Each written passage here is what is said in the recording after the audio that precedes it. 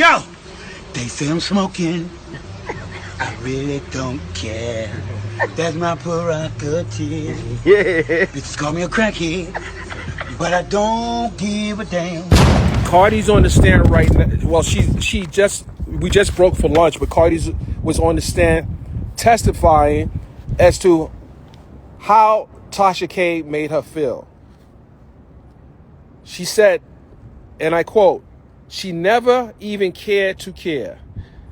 She lied and said her father raped a teenager.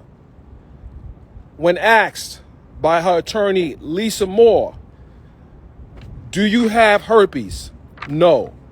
Do you have HPV? No. Are you a prostitute? No. Have you ever engaged in any debasing acts? No." When asked, how did these lies make her feel? "I felt helpless, fatigued, tired, anxiety. I felt suicidal." Cardi broke down on the stand. She was crying on the stand. "I felt like I didn't deserve my kid." And this was during the time that Culture, this was probably a couple of months after Culture was born, and she was dealing with this whole debacle of defamation. And she essentially said that she didn't know Tasha K, and she only knew Tasha K because of a post that Tasha K made where she was promoting this Star Marie Jones video, and she kept tagging Cardi B and hashtagging her to get her attention. And then when Cardi B didn't want to, Tasha K asked Cardi B to get on her platform to debunk this, and she said no, she wasn't getting on her platform to debunk it. One, her management wouldn't let her do it, and two, it would have just made the story bigger. So from that point on, she continued to try to bait her to get onto her platform, and then when she didn't do it, she continually taunted her, harassed her, and spread it voluminous amount of lies.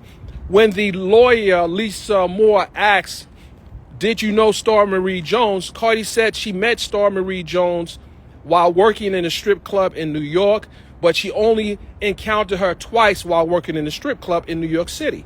And she said that there was 2 instances where she interacted with Star Marie Jones. In one instance, she told the jury that when Cardi was on the stage dancing, Star Marie Jones would be picking up her money while she was dancing. And in another instance, there were other strippers who saw Star Marie Jones picking up money that didn't belong to her, and they were going to fight Star Marie Jones, and Cardi B said she interceded so they wouldn't beat her up.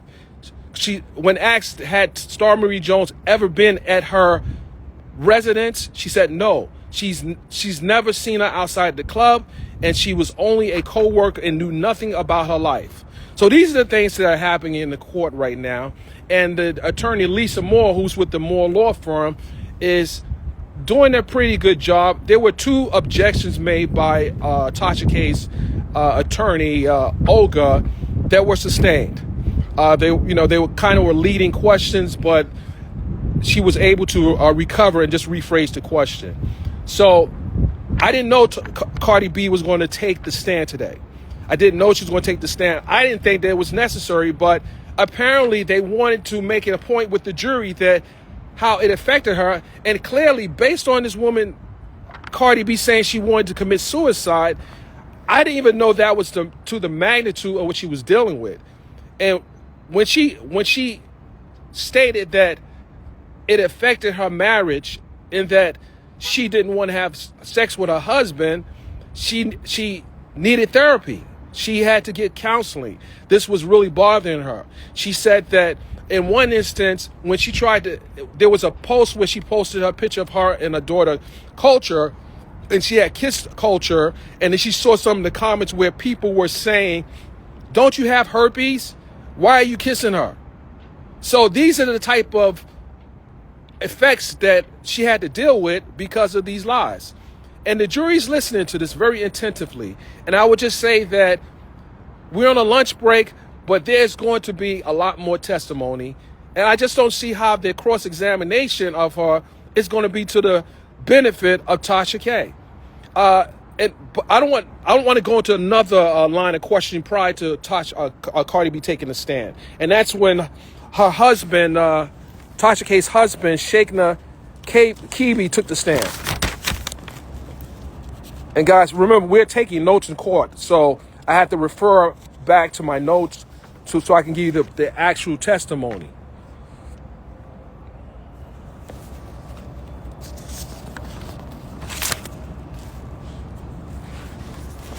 One of the interesting things that happened during the testimony was when the attorney, one of Cardi's attorneys, was examining Sheikna. He was asked in so many words, did Tasha K have control over whether or not the videos came down? He said yes. He basically said he had no control whether or not the videos came down. He threw his wife under the bus for the most part. It appeared that while he was the owner, he said Tasha K testified that her husband was the president of Kibi Studios. But when he took the stand, he said, well, I'm not the president, I'm the owner. And then the lawyer for Cardi B asked him, do you see the distinction between the owner and the president? So he said, well, I'm the owner. But he also said that he had no control over whether or not the videos in question came down. So ask yourself a question. If you're the president or the owner of a company and you receive cease and desist letters to remove content from a company that you own, why would you not take ownership of the content that's on your platform if you're the owner? So it made no sense, and the logic behind him saying that it was his wife who made the decision whether or not to take the videos down, it didn't make any sense, because in an earlier testimony, the lawyer for Cardi B asked, did you guys have a ownership working agreement or SOP or standard operating procedures for the company? So who makes the determination whether or not content goes up or content goes down? So it was a lot of blaming, and I think he felt, in my opinion, I think he felt that if he said he didn't have control over taking videos down, it was up to his wife, it would absolve him of any wrongdoing. But when you're 50% owner of a company, then you're 50% responsible, and you have the same culpability as the person that is doing the harm. So we're going back. First and foremost, we're going back in because Cardi's on the stand right now, and she's making a very powerful presentation with her testimony. And I would just say that this case is, I really didn't believe that she was going to take the stand because I didn't see that it was necessary. But I think this is just the icing on the cake. It's nothing more powerful than hearing the person who's being victimized tell her story. It's very powerful. She's a very good witness. And I would say that, Cardi curses. She cussed. And she said what when she was giving her testimony, she didn't hold back. She said it. The jury, it was no flinching or reaction. This person we know as Cardi B, Miss Cardi B, is someone who has shown the jury that she's a regular person. And when asked how did she come up, she talked about when she went to a Borough Manhattan Community College. She did 2.5 semesters in college. She spoke about when she was in high school. She graduated from high school. She spoke about her first job working in a supermarket at the age of 18 and a half. And she took a job as a stripper because she was late for her job as a worker in the supermarket. And her employers suggested that she go across the street and work to get a job as a stripper. And she said she also, the other reason why she worked as a stripper was because she was in an abusive relationship, and as a result of that relationship, she had to make money to get out the relationship. So Cardi's being very transparent. She's being very transparent. And this is a very interesting case. Very interesting case at this point. And I kept on turning around to look at Tasha K and her husband to see if they had any type of remorse or any type of emotion to her testimony, and they were stoic. The husband just kept on staring straight ahead, and And I think 1 or 2 times Tasha K turned around and looked at the back of the courtroom, perhaps for a reaction. But in my opinion, it's not going good for the blogger lady. Right, right. So you went to BMCC, right? Birmingham Community College down by Chambers Street. Absolutely. So I'm gonna read a couple of questions.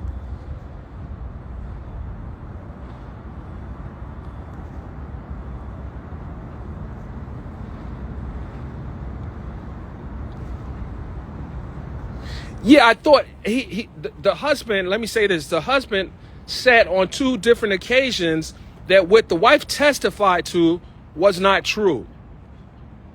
And I don't know if he realized that he called his wife a liar because, one, he said that he's not the president of the company, he's the owner of the company. When asked, do you believe the president and the owner are the same, one and the same, he said yes. But he's never used the term, according to him, in his whole course of doing business, as identify himself as a president. So I don't know. I don't know what type of trial preparation that was, but I would just say that they need to get their stories together because it's not looking good.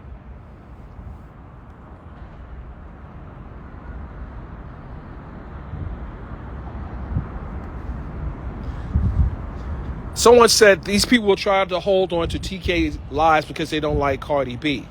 But you have to ask yourself a question. Why don't you like Cardi B?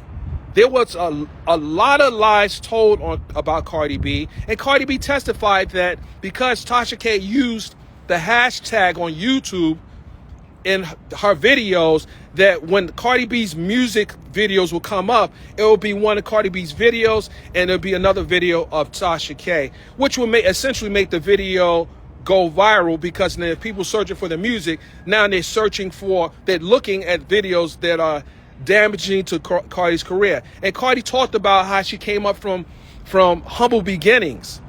She talked about her closeness to her family. She talked about how they get together to be with her grandmother in her New York apartment. She has a close connection to her family, so this has really affected her. And you got to ask yourself a question: if you're a mother, if you're a parent, and you are a career woman, and you have to balance all this that's happening while you're trying to help feed your family, and you're seeing someone is intentionally trying to destroy your career. The fact that Cardi said she wanted to commit suicide should tell you something. It's nothing to laugh about that. This woman said she wanted to commit suicide. I mean, she's a human being like you and me. So you got to ask yourself the question, what is it really worth it? So someone is financially enriching themselves off of the misery of someone else. And no one sees nothing wrong with that. No one sees that as a problem. If you think that should be something to be joyous about, you might want to reconsider who you are as a person. In any event, that's my opinion.